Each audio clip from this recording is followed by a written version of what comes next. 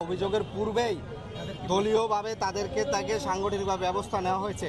তাছাড়া এখানে তাদের যে ব্যবস্থাটা করা হয়েছে সেটা আমাদের এখানকার নেতৃস্থানীয় এবং কেন্দ্রের সাথে ইতিপূর্বে তাদের সাথে আলোচনা করে সাংগঠনিক ব্যবস্থা নেওয়া হয়েছে।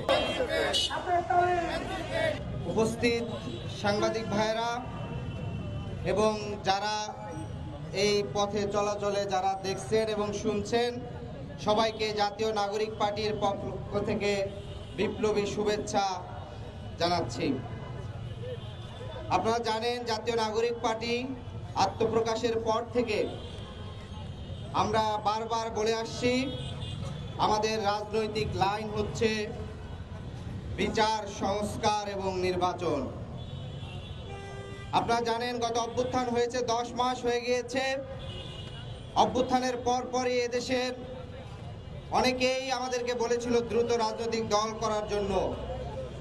আমরা আশা ব্যক্ত করেছিলাম যে দেশের বিদ্যমান রাজনৈতিক দলগুলোই ফাঁসিবাদী ব্যবস্থা কাঠামো বিলোপ করে দেশ ও জনগণের স্বার্থে একটি বৈষম্যহীন সমাজ প্রতিষ্ঠায় গণতান্ত্রিক বাংলাদেশ নির্মাণে তারা এগিয়ে আসবেন। কিন্তু আমরা বিদ্যমান অনেকগুলো রাজনৈতিক দলেরই সেই আকাঙ্ক্ষা দেখতে পাইনি।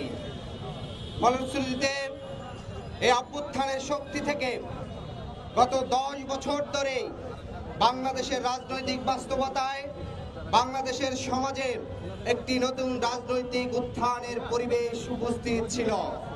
আপনারা দেখবেন 2014 সালে যখন একচেটিয়াভাবে আওয়ামী লীগ 153 সিটে বিনা ভোটে এমপি নির্বাচিত করে ফেলে, এরপর থেকে এদেশের জনগণ আশাহত হয়ে যায়। এদেশের জনগণের আকাঙ্ক্ষা পূরণে কিন্তু রাজনৈতিক দলগুলোর সেই আকাঙ্ক্ষা পূরণ করতে পারেনি, যার ফলশ্রুতিতে আপনারা দেখবেন 2015 সাল থেকে এদেশের প্রত্যেকটি সামাজিক আন্দোলন, বড় আন্দোলন হয় নিরপেক্ষ ব্যানারে প্রতিষ্ঠিত হয়েছে অথবা এই দেশের ছাত্র সমাজ নেতৃত্ব দিয়েছে।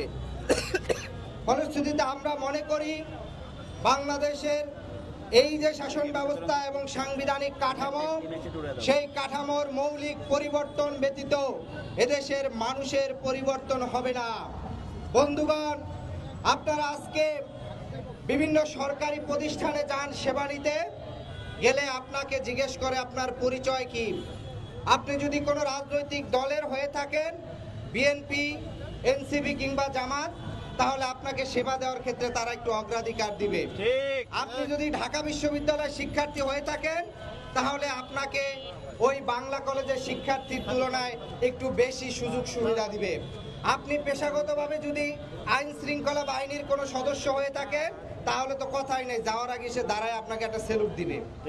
কিন্তু আপনি যদি সাধারণ জনগণের পরিচয় দেন, আপনি একটি রিক্সা চালকের পরিচয় দেন, কিংবা আপনি একজন দিনমজুরের পরিচয় দেন, কিংবা ওই একটা দোকানের কর্মচারীর পরিচয় দেন, তাহলে দেখবেন যে তাদের মোসরামুসরি শুরু হয়ে যায়। পেশাগত পরিচয়, দলীয় পরিচয়, তার মানে হচ্ছে আর্থিক অবস্থা দেখে তাকে যে সেবা দেওয়ার ক্ষেত্রে বৈষম্য করা হয়, এই পরিবর্তন না হলে কোনো দিন বাংলাদেশের জনগণ নাগরিক হিসাবে গড়ে উঠতে পারবে না।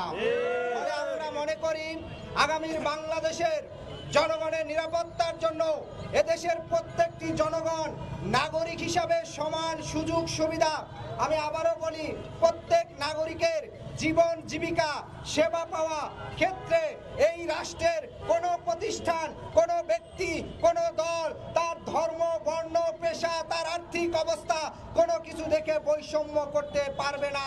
সেদিন আমাদের এই রাজনৈতিক লড়াই সফল হবে। বলেছি, রাষ্ট্রের এই মৌলিক পরিবর্তন, সংস্কার ব্যতীত আগামী নির্বাচন শুধুমাত্র ক্ষমতা পালাবদলের পরিবর্তে চেয়ারের পার্সন পরিবর্তন হয়ে সেখানে চেয়ারপারসন বসবেন, কিন্তু বাংলাদেশের মানুষের জনগণের ভাগ্যের কোনো পরিবর্তন হবে না।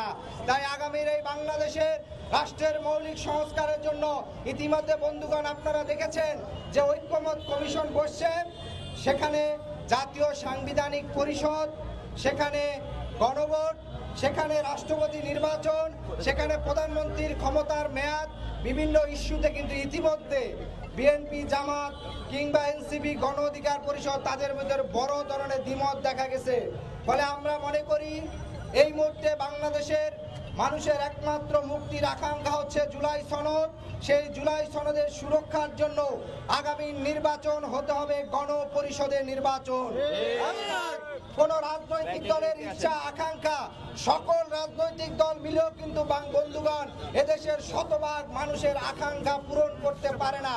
ফলে আমরা মনে করি এই সংস্কারের স্থায়িত্বের জন্য, সুরক্ষার জন্য গণপরিষদ নির্বাচনের কোনো বিকল্প নেই। তাই আগামীর বাংলাদেশে মানুষের অধিকার রক্ষায় গণপরিষদ নির্বাচনের আহ্বান জানিয়ে বন্ধুগণ যারা এই আয়োজন করেছেন, যারা উপস্থিত থেকেছেন, প্রায় 2 ঘন্টার অধিক সময় থেকেছেন, তাদেরকে আন্তরিক ধন্যবাদ। অভিযোগের কথা বলছেন, এটা অভিযোগের পূর্বেই দলীয়ভাবে তাকে সাংগঠনিকভাবে ব্যবস্থা নেওয়া হয়েছে। তাছাড়া এখানে তাদের যে ব্যবস্থাটা করা হয়েছে সেটা আমাদের এখানকার নেতৃস্থানীয় এবং কেন্দ্রের সাথে ইতিপূর্বে তাদের সাথে আলোচনা করে সাংগঠনিক ব্যবস্থা নেওয়া হয়েছে। সেই সাংগঠনিক ব্যবস্থা পরবর্তী আরও আরো বেশি আলোচনা তদন্ত করে পরবর্তীতে পদক্ষেপ নেওয়া হবে। আমরা বলতে পারি কি যে তাদের বিরুদ্ধে ব্যবস্থা নেওয়া হয়েছে? অলরেডি ব্যবস্থা ভাই 1-1.5 মাস আগে নেওয়া হয়েছে। এখন সেটার ক্ষেত্রে আরো তদন্ত দরকার, তারা আসলে এখানে তাদের কি কি পরিস্থিতি হয়েছে সেটা দেখবে। ঠিক আছে, ধন্যবাদ ভাই।